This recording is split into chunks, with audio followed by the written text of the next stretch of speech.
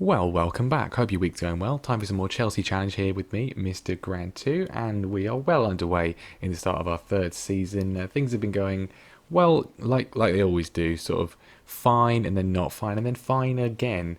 Obviously, last time we looked at the transfers and we played Brighton and Hove Albion and beat them 1-0. Since then, things have been, pretty good. Lots of clean sheets apart from one, which was obviously bad, but not the most in the way of scoring goals. But a lot of the players we've signed have made a good impact early on. Let's see how things have been getting on. So following up the Brighton game, we did play Watford at home, and it was a 3-0 win, our best win of the season so far in terms of scoreline. Tammy Abraham opening his account for the league. He's obviously already scored quite a few goals in the Club World Cup. Nicolo Zaniolo as well getting his first goal, which was good to see, and then Fikayo Tomori sealing it in the final minute of normal time. We then beat Bournemouth 2-0, both goals coming from Zaniolo. He has made a very big impact, as you would hope, following his big money move. His determination's gone down. We don't like to see that, but his performances have been very, very good for us. That was then followed up with a 0-0 against Manchester City, which is obviously sort of swings and roundabouts kind of thing. Neither good nor bad. Not the worst result. It was at the Etihad. Far worse, though, was a 1-0 defeat at home to Arsenal. Quite a strange game, as our games against Arsenal often are. They scored early on through Luca Digne, scored a free kick, and then we had plenty of chances, lots of good opportunities to get back into the game. We didn't. Erling Haaland scored late on from a free kick, but it was ruled out as offside correctly, I think. And it ended up being a defeat, which was quite disappointing. And the 0-0 game against Bayer Leverkusen in the Champions League followed that one. We played a rotated side, we didn't get beaten, and that was a good thing. And then three straight 1-0 wins. We beat Burnley 1-0, Zaniolo scoring once again. I played the rotated side against Arsenal in the League Cup. I figured we've won the League Cup 2 years running now. We don't need to win it again.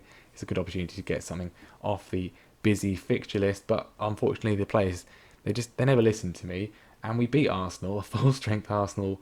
We beat them with our second string, and Luis Anchovy, as we're going to call him, has scored his first Chelsea goal. He's only got finishing of 7, which I've only just noticed, and composure of 7, which is not really ideal, but he did have very good finishing and composure against Arsenal, poking home to give us a win there. And then most recently, a 1-0 win against Newcastle United. Federico Chiesa getting himself on the score sheet for the first time. It was a pretty dominant performance.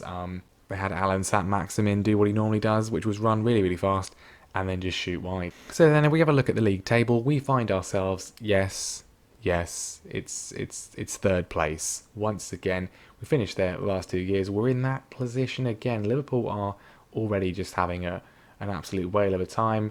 They have won all of their matches so far. Arsenal, of course, the previous champions to them, doing very well as well, but we're just 2 points behind. It's pretty set, as you would expect. In terms of the top 4 places, West Ham, Newcastle and Burnley right up there though, and Man United in their familiar position in the bottom half of the league. So today then we will be playing FC Porto in our second Champions League group stage match. We're on for a third final in a row. I don't think we're going to reach the final this year. I just don't have a feeling that we will. But we've got a pretty good group, as you saw, Bayer Leverkusen, Porto, and then Fenerbahce, the other team in that. Everyone drew their opening games, so we're all locked on 1 point apiece, hoping for a good win today against the Portuguese side. And then we will be playing Leicester in the Premier League. They've had a pretty dreadful start, down in 17th, only just avoided relegation last season. So then we are going to go full strength for both these games. I want to get a good win on the board in the Champions League early on, just to at least ensure we end up in the Europa League. I don't want to end up getting knocked out or anything like that, but otherwise I'm probably going to play the second 11 for the most part in the group stage of that one. But this is how we're going to be lining up then. We've had a few injuries recently. Christian Pulisic is injured. In fact, all of our wingers have been injured at some point except for Chiesa. Shouldn't have said that. He's going to get injured today. Pulisic is out injured at the moment.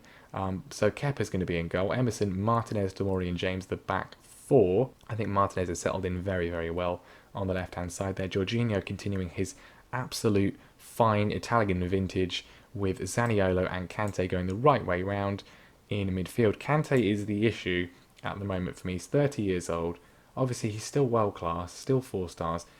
I did consider replacing him in the summer. We're going to have to think about it. He's 30 now, and he's kind of dropping off a little bit from his usual high standards.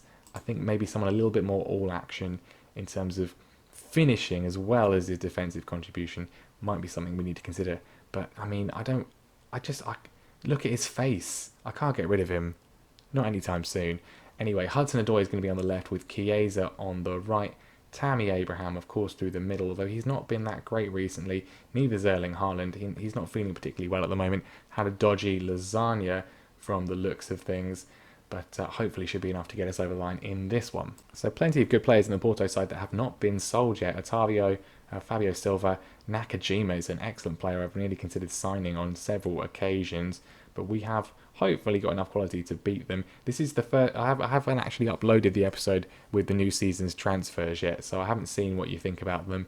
I'm assuming you're going to think we overpaid for Max Aarons, if nothing else. Right, let's get into this then. Porto coming forwards early on here at Stamford Bridge. Nakajima, we highlighted him before the game, laying it off to Fabio Silva, and it's an easy save in the end. I didn't notice, but they've got Neil Etheridge in goal. I mean, can you imagine that? Cardiff to Porto. That's a pretty big jump. Reece James with the corner in. It misses just about everybody. Tomori goes out to try and get it back into play. Kante, we've sort of slagged him up before the game. He's not done much to win me round. Another corner in from James, looking for Hudson-Odoi. Doesn't quite find him. Chiesa, though, goes and gets it on the left-hand side. Pings it back across to the middle. Jorginho and Zaniolo exchanging passes. They speak Italian. They're good at that. Abraham really should have got himself another goal. Fantastic save from Neil Etheridge. He's doing very well for himself in Porto. And then Tammy does indeed get himself on the score sheet shortly after that. Free kick came in from Reece James once again on the right hand side, bouncing across from Chiesa, and there is Tammy Abraham. This slightly despairing dive from Etheridge, and we do eventually, after a couple of chances, end up with the lead. Another free kick in from James. This time Tomori is unable to convert.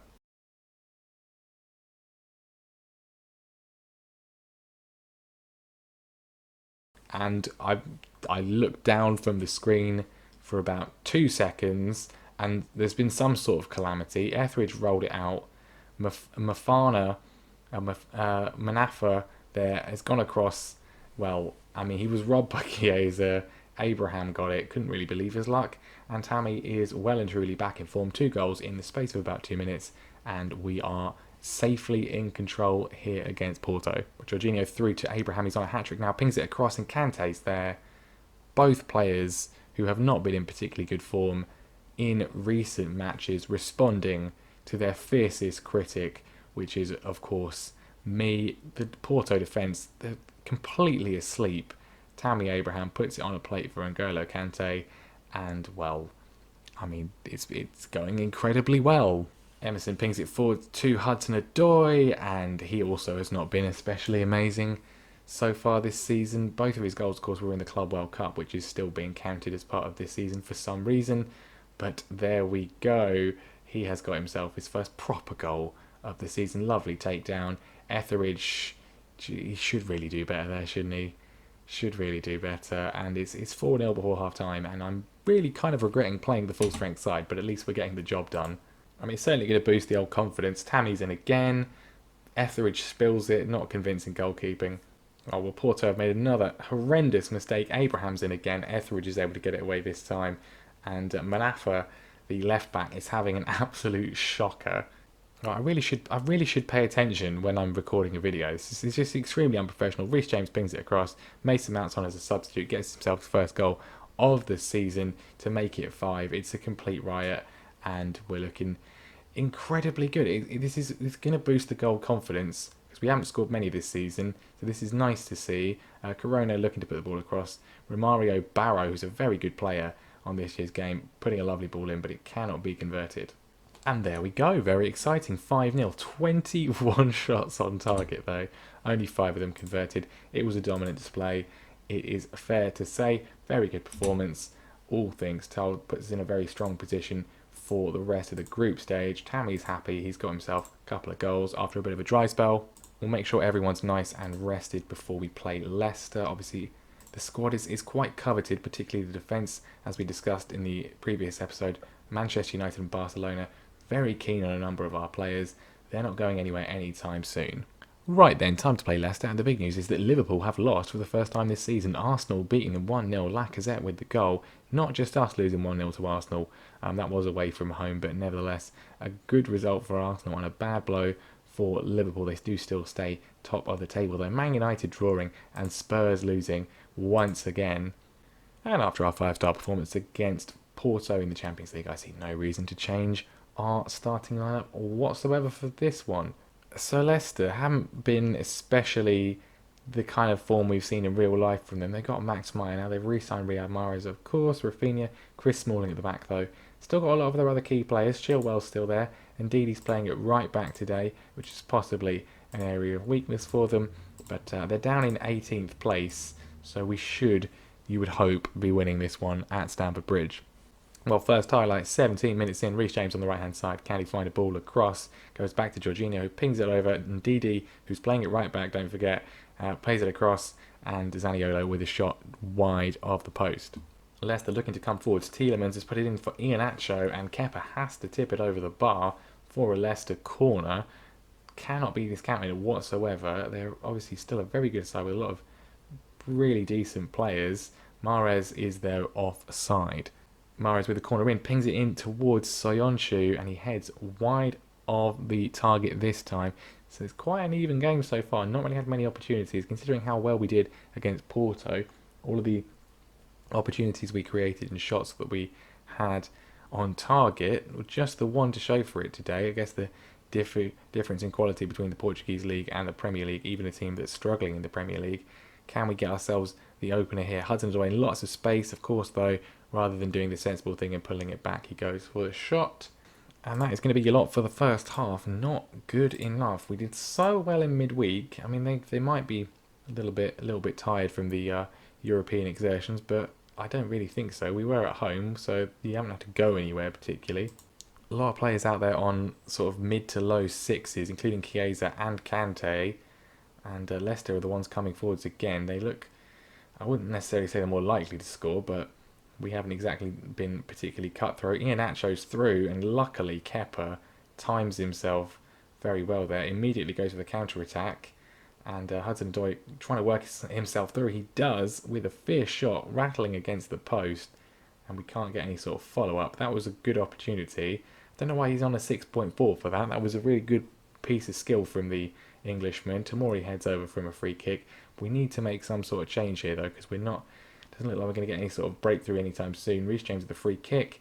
And, well, just as I say that, we do get the breakthrough. Tammy Abraham bundles it in. We are pretty good from set pieces. We have been since the start. James pings it across, and Abraham gets it over a crowd of bodies and over Kasper Schmeichel. We can't really do much about that one. And we have finally got the lead.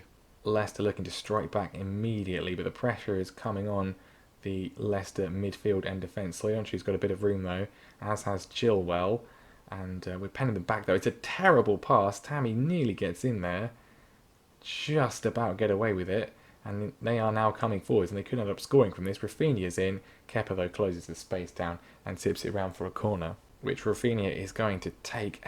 It's all over the place in the box. Kepa though keeps it safe. Well, despite his good piece of skill, Hudson-Odoi apparently hasn't been very good, so we'll bring on Asensio. Marco Asensio, of course, got injured in pre-season, which was unfortunate because he was coming into some really good form. We'll take off Kante as well, who has once again not excelled himself against his former employees. Looking to break away. Tielemans has gone in on Tammy Abraham, and he's got himself second yellow, so Leicester are at the disadvantage for the rest of the 90. Not long to go in this one. We'll bring off Reece James. Another excellent shift from him, and an assist, of course, from the free kick. And, well, hopefully just see this one out for the final minute. It's not the biggest scoreline. Once again, Asensio with the corner late on. Can he get the ball back? He does. Just keep hold of it. Don't do anything stupid until the referee blows his whistle. Kepa not listening to me there. And it's a chance for Leicester. Maybe, not quite. Tammy's in to seal it. He doesn't seal it. The whistle's gone anyway, though, and we do get ourselves the 3 points, which is the most important thing. Wasn't especially convincing. I'm going to say they were poor out there, which they respond quite well to. And, well, it's 3 points. It's 3 points. It's another 3 points on the board, but not the most... Well, we're quite profligate in front of goal is probably the best way to describe it in the league. So many 1-0s really, really tight. I thought we were sort of turning a corner with the Porto game, but apparently not. Anyway, though, with Liverpool slip up against Arsenal, it's got a lot tighter at the top. We are on 19, two behind the pair of them. Only 8 games played, though, at this stage, of course. Still a very, very, very long way to go, but not the worst start imaginable. Next time we will be back, I think potentially later on in the month, or maybe again sort of the divide between the two. I'm not sure. There's not really any sort of massively obvious game to play, and I don't want to go too far. We will go sort of relatively close to this. We might actually come back for Spurs and Sheffield United. Maybe if I'm recording, then we might actually get knocked out of the League Cup like I'd like to. And it will give an opportunity to some of the players who don't always necessarily get to play in matches that feature in episodes. So thank you very much for watching. Leave a like if you enjoyed the video. Make sure you subscribe to the channel as well. Give it a share on social media if you want to as well. And I will see you next time.